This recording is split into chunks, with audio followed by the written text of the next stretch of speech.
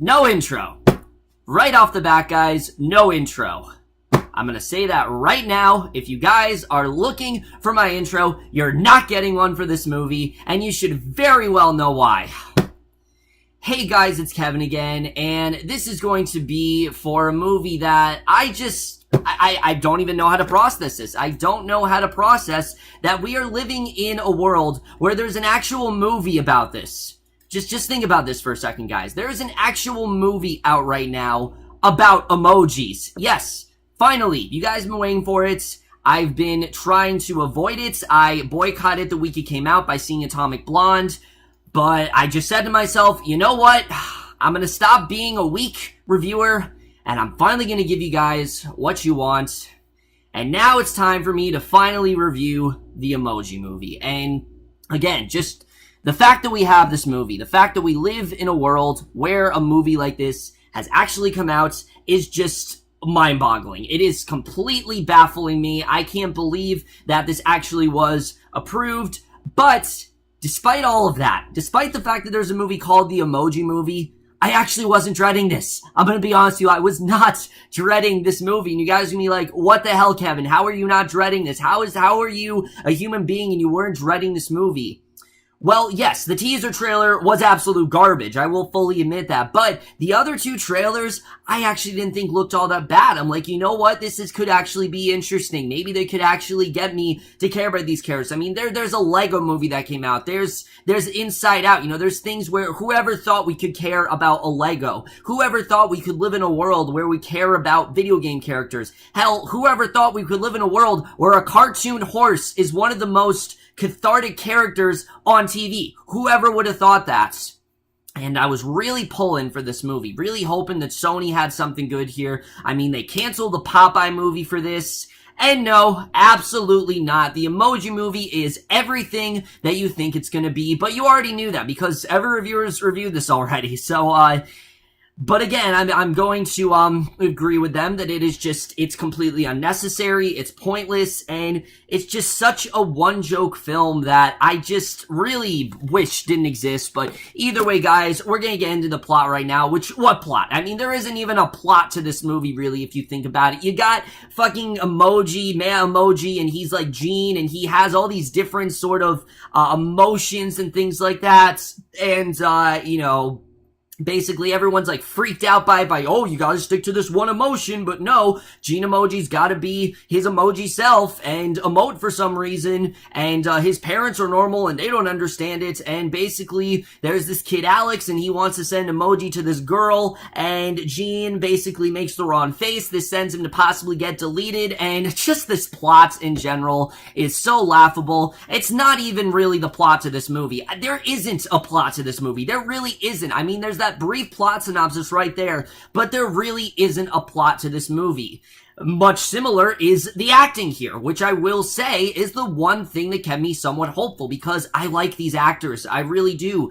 TJ Miller, James Corden, Maya Rudolph, you know, Anna Faris. These are all funny people. I enjoy these actors. You know, they're not terrible actors by any means. Especially Patrick Stewart. I mean, Patrick Stewart, of course I love Patrick Stewart as an actor, but it has to be said that I think they went through a little bit of movie 43 syndrome, where they were kind of forced to be in a movie that really doesn't service them whatsoever, because all we're really left with here are a bunch of actors that are really just phoning it in. And honestly, I don't blame them. I really do not blame them for phoning it in this movie, because how can you take this seriously? How can you actually act in this movie? I don't see how it's possible to not be completely bored in this movie. I mean, if I was in this movie, I don't think I would be able to keep a straight face. I don't think I'd be able to take this seriously. I don't think I'd even be able to try in this movie. So the fact that these actors aren't trying, usually I'd say is a problem. I don't blame them for. I really don't, because I don't see how you can try in this movie. I honestly don't.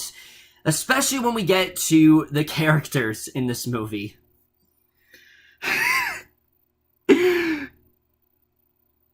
I'm sorry, guys, but the characters in this movie are not fucking characters. They're not. There are no characters in this movie. Let me just say that right now. There are absolutely no characters here. Every single one of these characters are just not that. They're just one joke product placements that's here to say the most LCD humor I think I've ever heard in my life, that really are just kind of scratching the surface, and that's it. There's no one in this movie who actually has a multi-layered character. There's no one here who's interesting. Everyone here, they just feel like what it looks like is that they just threw in random emojis that, oh, we're just gonna throw in the jailbreak emoji, we're just gonna throw in the poop emoji, and they didn't have anything for them to do. They just kind of threw them in there, thought it'd be funny, and there's nothing about these characters. Even Gene, there's nothing to his character. He's not a character in this movie. He's just this weird element that just has different emotions. It's just, they're some of the worst characters I think I've ever seen, honestly. Easily some of the worst I've ever seen. And again, the acting's not the problem. The problem here is the directing here by Tony Leondis. I mean,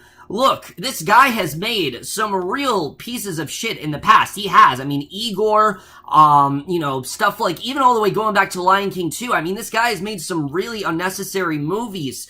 This is a guy between Home on the Range, which, if you guys don't know, Home on the Range is the first movie I ever had to leave. I mean, and not because, it was bad, but because I was scared at the time. But still, Home on the Range is one of the worst things Disney's ever done. But this is easily the worst thing he's done. I mean, I don't know what you were thinking, honestly, when something like this conceives. I don't know how in your mind you can be like, oh yeah, a movie about emojis, that's a good idea, because it just was such a lazy plot. I mean, there really isn't anything you can do with that. And look, I like emojis. I use emojis on my phone here and there, but it's not something that I would ever conceive making a movie of. Never. I mean, that thought wouldn't even pop into my head. Never, not even like just for a second. It never, I never could ever see something like that happen. I couldn't ever see someone making a movie about emojis and actually going through that. And the fact that he did is just in itself baffling. I just don't understand that whatsoever.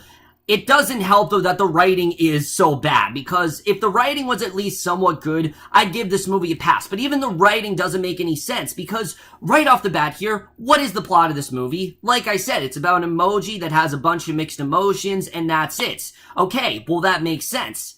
But then you have characters in this movie that, despite acting one way, start to act differently, and they start to emote in different ways, and it doesn't make any fucking sense whatsoever. I mean, for example, the character of, the character of Jailbreak, for example, she's supposed to be this, like, codebreaker emoji who's all goth and things like that, but then midway through the movie, there's this twist with her character, and not only does it make no sense whatsoever, but it just destroys everything about this character. And Tony Leondis is not only betraying that character, he's betraying his own source material. He really is. And I don't think Tony Leondis realized that when he was really constructing this movie, but that's exactly what he does. He says one thing and then he does another. And most of this movie, I'm not kidding you, is just them going into random apps, them doing this, them going into Spotify and Candy Crush and things like that, and there's just nothing funny being said here. There are no jokes in this movie. In fact,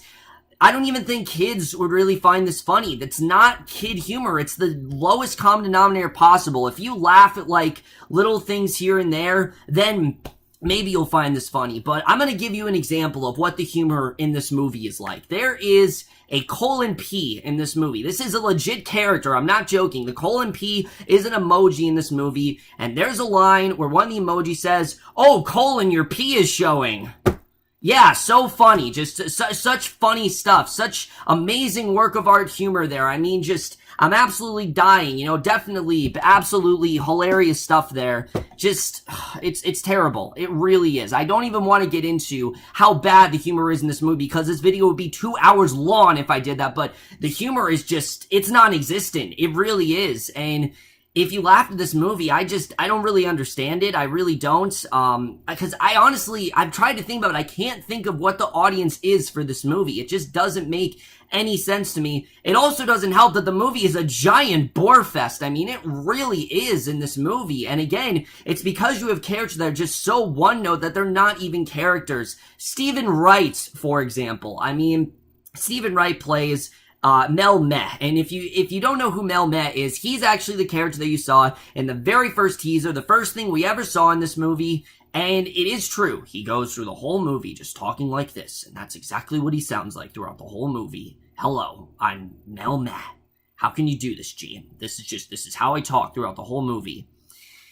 And after a while, it gets really annoying. Just like, stop talking like that. Please just stop. I mean, these characters are they're so boring to watch. There's a whole subplot going on with him and his wife, and I don't care about the relationship problems. I honestly could give less of a shit about the relationship problems, but it doesn't help that the main story is also kind of non-existent, because most of this movie, like I said, is just them going into different apps. But again, these apps they go into don't really have anything funny for them to do. I mean, half of the jokes in this movie, half of the things they go into in this movie are probably going to be dated in about a year. They really are. I mean, there's a scene in this movie where, again, these are legit scenes. I'm not fucking with you here. These are legit things in the movie.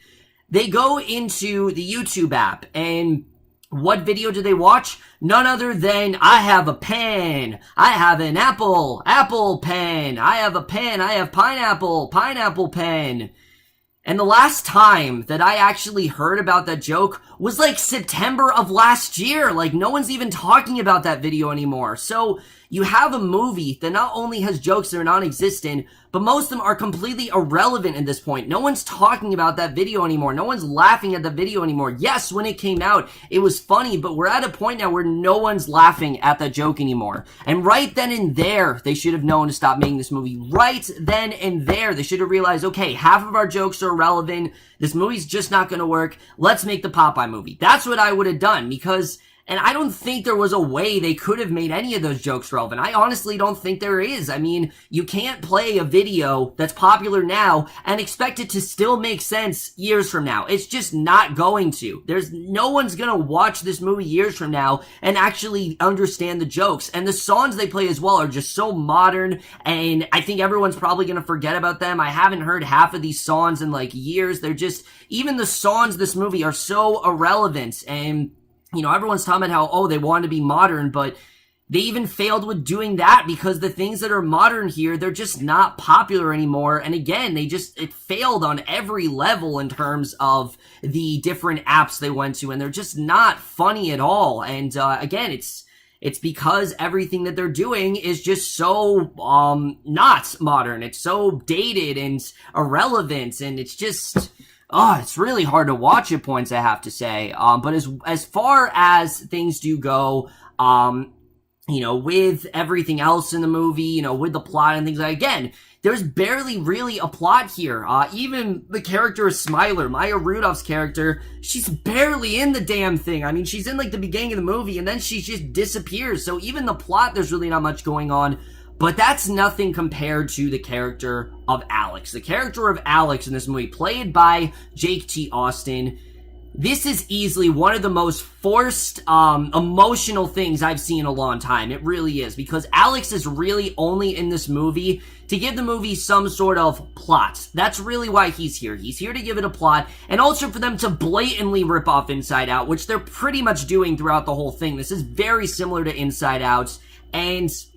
it doesn't make any sense, because at least in Inside Out, those are your emotions. Those are things that's never going to get old. Those are things that people are actually going to understand. The Lego movie, you know, they didn't use just like Legos of that time period. They used Legos that everyone knows. I mean, Legos are going to be around for a very long time. Wreck-It Ralph, I mean, everyone knows what Pac-Man is. Everyone knows what Sonic is. Those are things that aren't going to get outdated for a while.